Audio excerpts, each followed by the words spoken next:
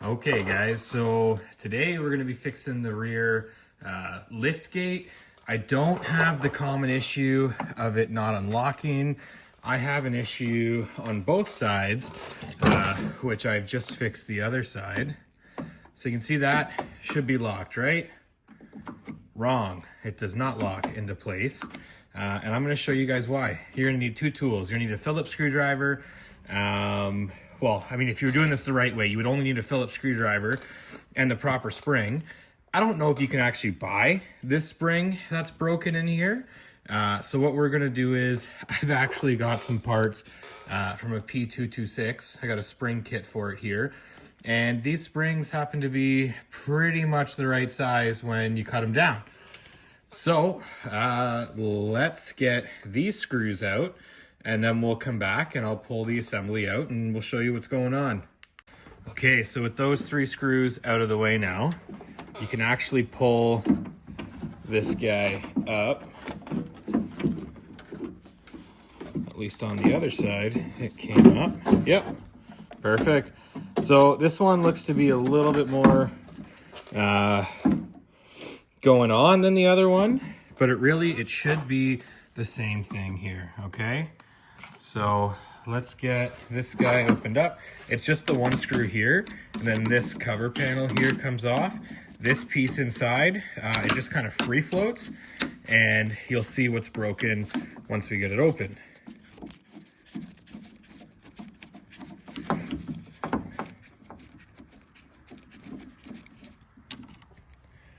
So now with that screw out, take your flathead,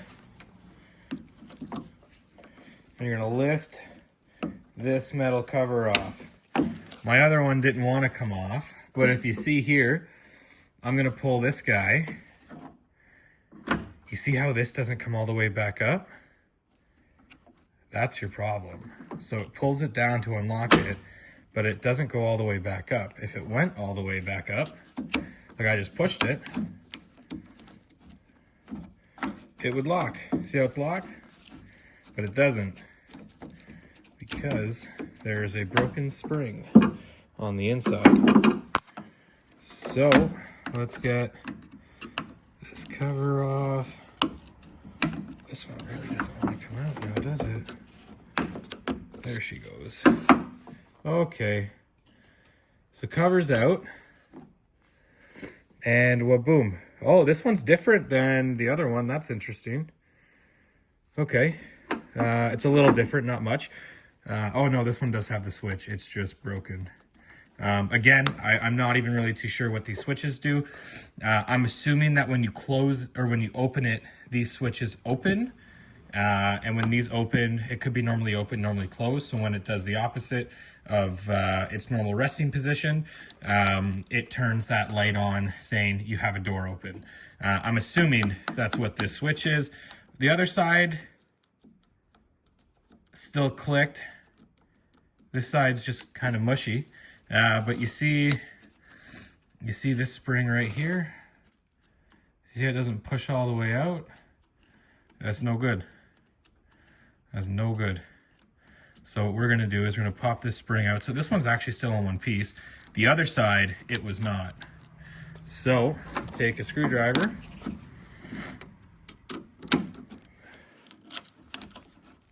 And it rusted into pieces. So this spring is coming out in a bunch of different pieces. So now with that spring out, it should this top lever here should just move back and forth pretty freely, which it does, which is good. So what we're gonna do is, we're gonna take either that yellow spring or that blue one. We'll see which one's lighter. And we're gonna cut it to size and we're gonna pop it in. I did order a spring kit for it. It's not gonna be here for a couple days. And I've actually got two of these kits here. So I'm not too concerned about being down a couple springs. So this yellow one here is gonna be our path of least resistance. And when you put this in, you can see it's too long. And when you put the whole spring in, when I go to push this, you've got to really give it, and it doesn't quite open all the way enough to unlock the mechanism there. So I'm going to cut this spring down. Just go little by little, because if you do too much and it has the same issue, you're going to be wasting a spring. So we're going to start, so we're going to go 3 loops in. So take our side cutters here. We're going to go start at that. It's 1 loop. Start where that is again. If you can see here, let's see if I can show you what I'm talking about. You see how I'm cutting, come on. I'm cutting where that spring lines up there. It's exactly what you want.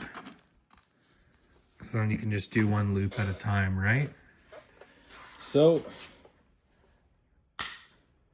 cut that one.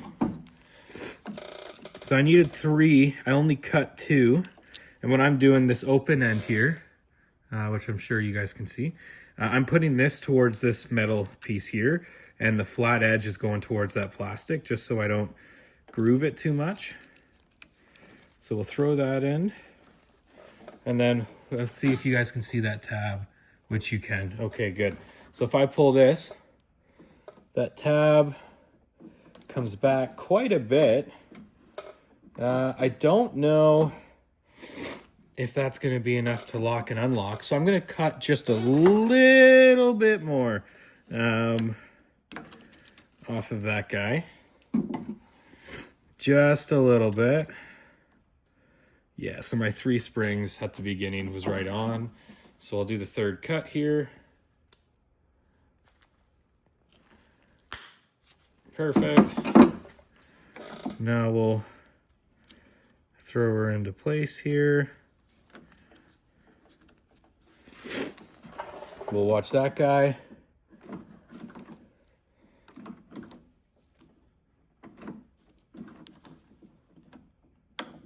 I think that's going to be enough to do it. I really do. So now when you're putting this guy back in, you see you have a spring here. That little spring goes on this little guy here. So you want to line that up. And then, let's bring you up a little bit. Once you get, so again, you want to line the end of this with the end of this. And then it should, in theory, yep, just like that. So we're going to put the 1 screw that holds it in back in.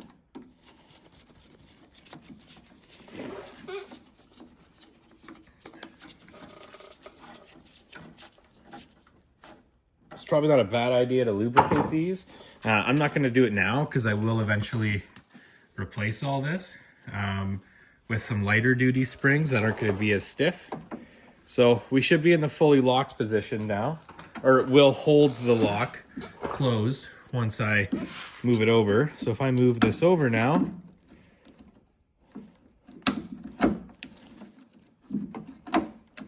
yep, boom, it's locked right up. And then if I go like this, it should open right up. Perfect. So I don't know how many of y'all have the same issue that I've been having with this, but my rear tailgate used to just flop open and closed and open and closed. So I'm going to get this back together, and then I'm going to show you what I had to do over in the center here, which it is not zeroed in on, because I did have to do some adjusting there to actually make this handle work. So I'll show you guys that once I get this all put back into place. Okay, let me just, perfect. Don't mind all the boxes. Previous owner gave me enough parts to keep me busy for a couple weeks. So now the tailgate closes, both sides are latched, it's locked.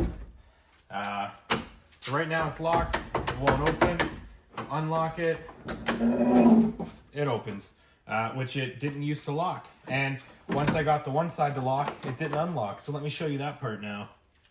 So to give you guys the best possible view and some working room for myself, I've put you on top of the assembly from inside the truck. So you're looking at it backwards than if you were outside the truck. So anything I'm gonna do here, just honestly flip it around. So I had an issue where if I pop this guy out,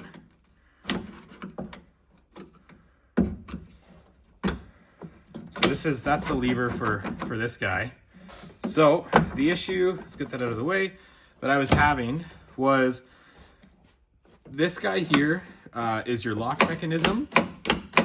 And in this piece here, which is under the big, I don't know, I guess we'll call it like a T, maybe. You can see where it sticks out here. This plastic piece needs to grab in here, and mine wasn't. So someone had this whole trunk open. Like as you can see, this is your rear window lock. This stops you from opening the door from the inside when the window is closed, because you'll shatter it. So someone had all this disconnected. So I did reconnect this, make sure it all works. It does. But over here, this bar for this guy, it was all bent out of shape. So what was happening was it was sitting about here. And when it was sitting here, as you can see, this plastic piece here doesn't move over. So when I'd unlock the tailgate, it wouldn't do anything. Unlocking was useless, because when I did this, like if I do this now, see how it doesn't grab?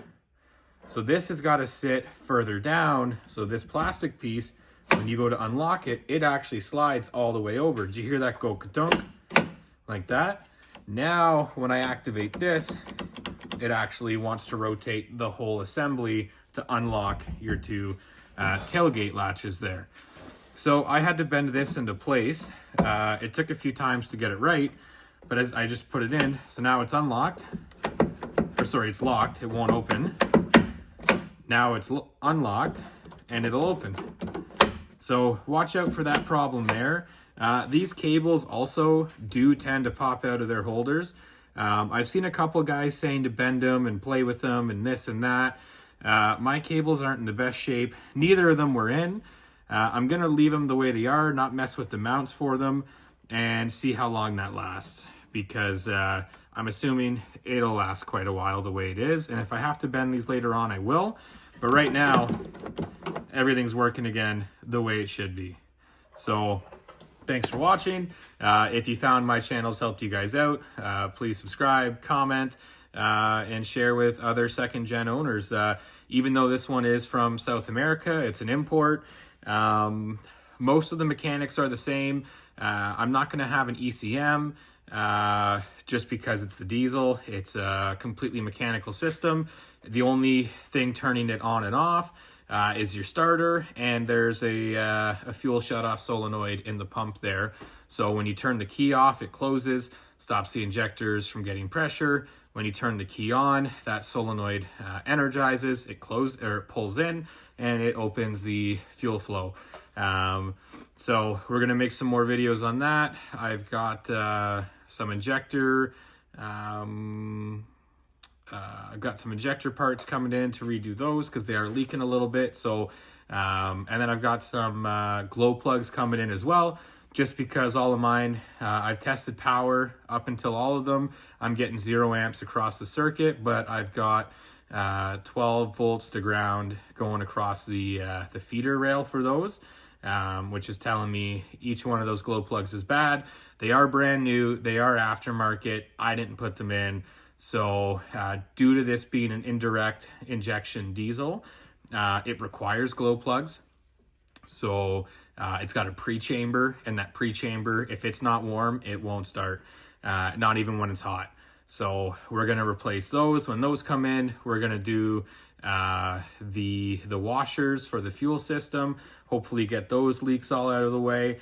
And then I've got some transmission rebuilds coming in. Not that it needs a full bearing kit or anything, but it does have quite a few leaks, and so does the transfer case.